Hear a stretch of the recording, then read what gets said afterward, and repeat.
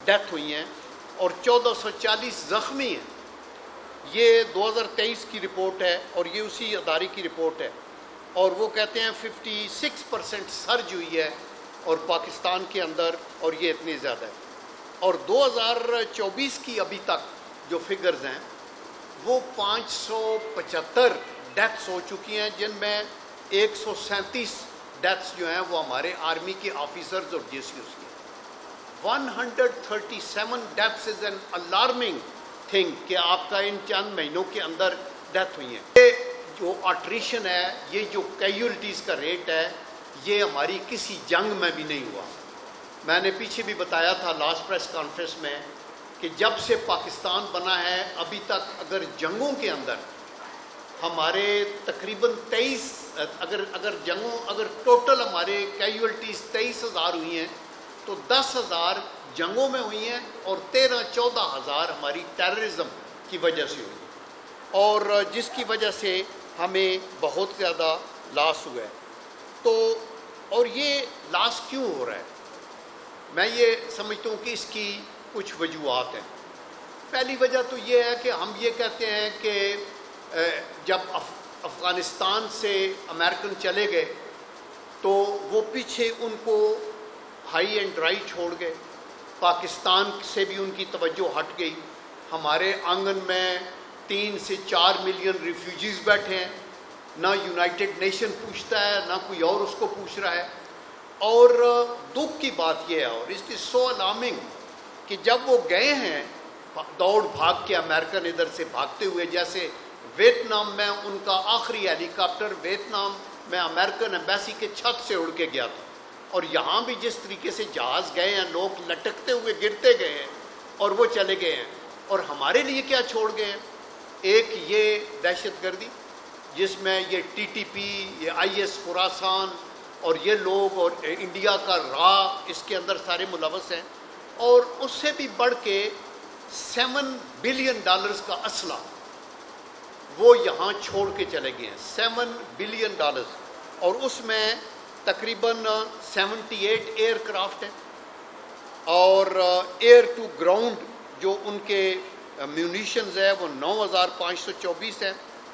इसके अलावा उनके मिलिट्री व्हीकल 40,000 गाड़ियाँ, जीपें और ये वो छोड़ी, वेपन्स तकरीबन 3 लाख वेपन्स छोटे बड़े, और स्पेशल स्मॉल आर्म्स म्यूनिशन कोई 1.5 मिलियन 15 लाख, और नाइट विजन डिवाइसेस जिनको अभी टीटीपी वाले रात को लगा के हमारी पोस्टों पे हमला करते हैं वो 42,000 तकरीबन एक इंटरनेशनल असेसमेंट के मुताबिक है।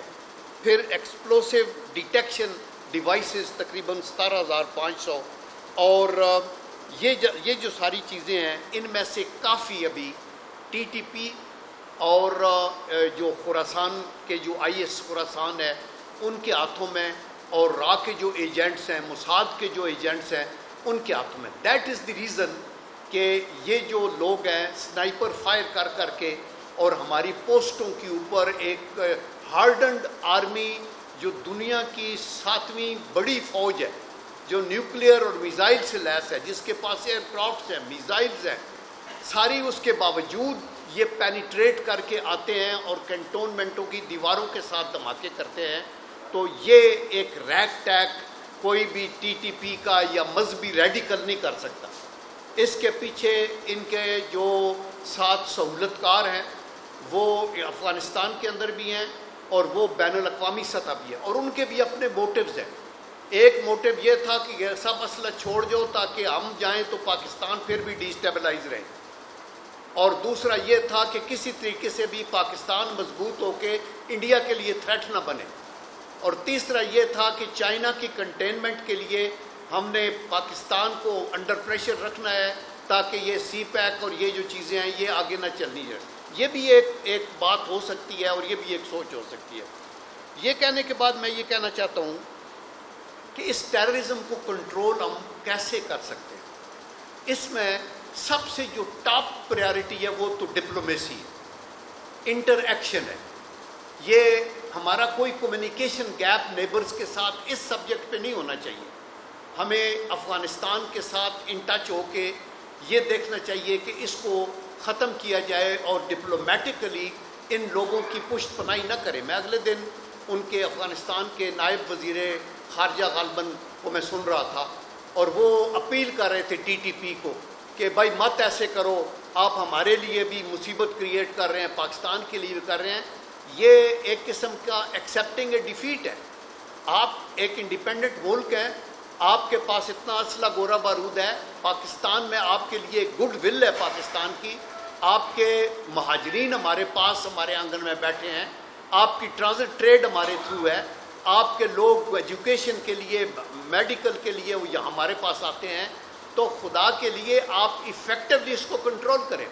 تو پہلی بات تو یہ ہے کہ ڈپلومیسی میں ہمیں ضرور حکومت کو بھی ہم کہیں گے اور آرمی لیول کے اوپر بھی یہ انٹریکشن ماضی میں بھی ہوتا رہا ہے, ابھی بھی یہ ہونا چاہیے. ہم ایک اینٹیگونائزڈ افغانستان کو ایک اپنے پڑوس میں انڈیا کے بعد نہیں ٹالریٹ یا افورڈ کر سکتے. ہمارے سارے نیبرز کے ساتھ اچھے تعلقات ہونے چاہیے.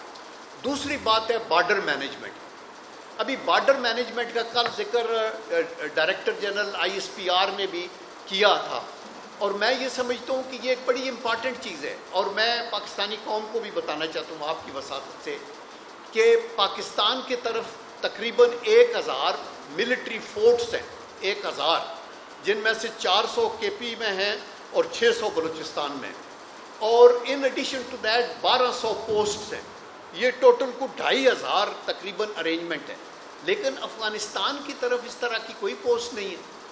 وہاں ہم نے فینسنگ بھی کی ہوئی ہے, تو ہمارا بارڈر 2640 کلومیٹر ہے. آپ جتنا مرضی ہے, physically it is not possible really to control all that.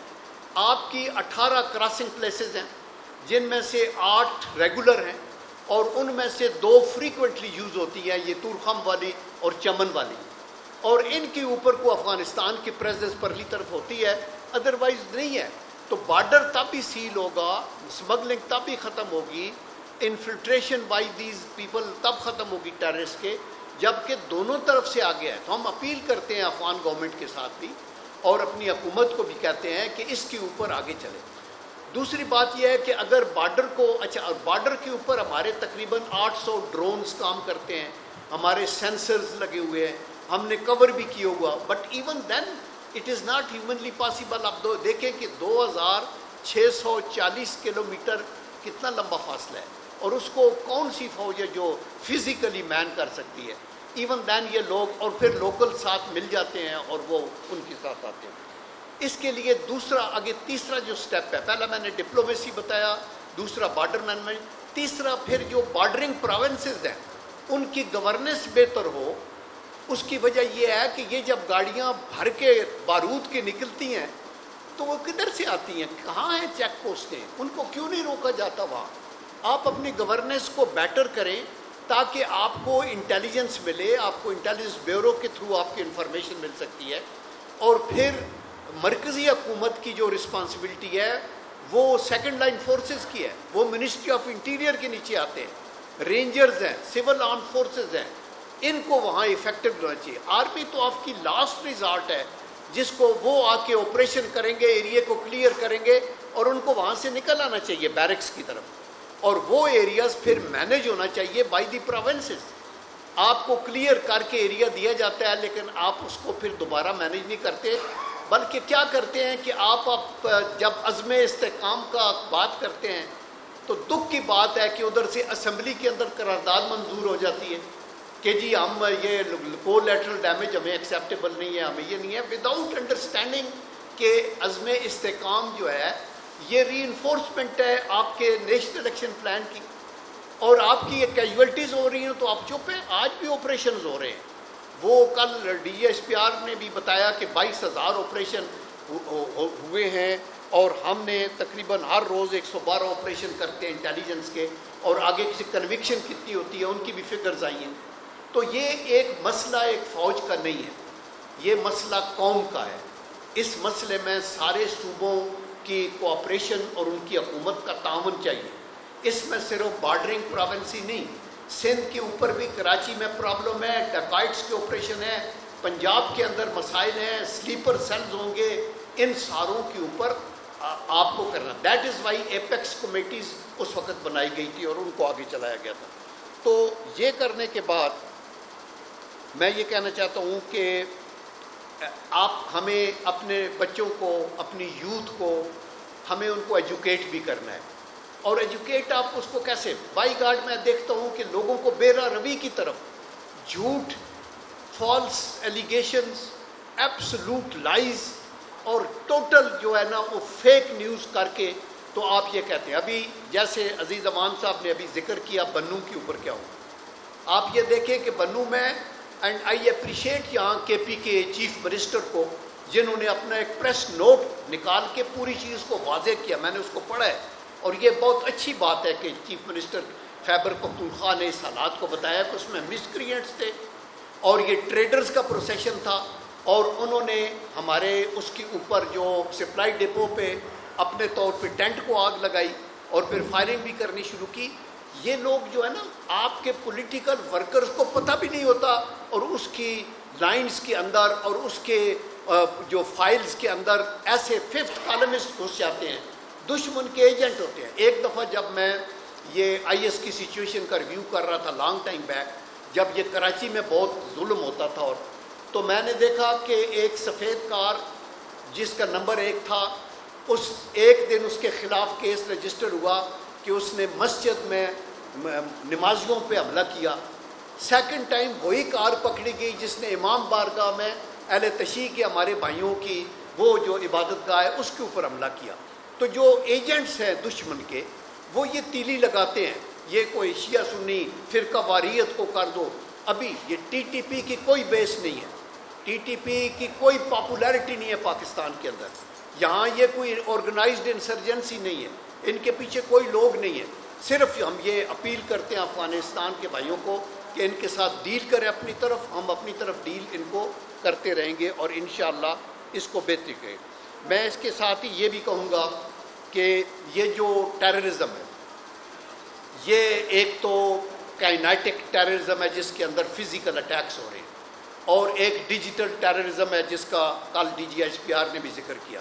ان کا ایک نیکسس ہے, بڑا پکا نیکسس ہے. ادھر سے بنو کا وہ مسئلہ ہوا, ادھر سے ویڈیو چل گئی, دیکھے وہ بچہ مر گیا, اس کو کر دیا, گولیاں مار دی ہیں.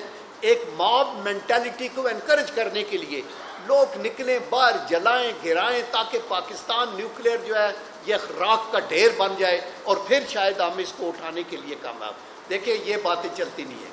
ہمارا اللہ کا کرم ہے, پارلیمنٹ چل رہی ہے, رول آف لا ہے, آپ کی عدالتیں چل رہی ہیں, آپ کے ملک کے اندر مارشل لا نہیں ہے.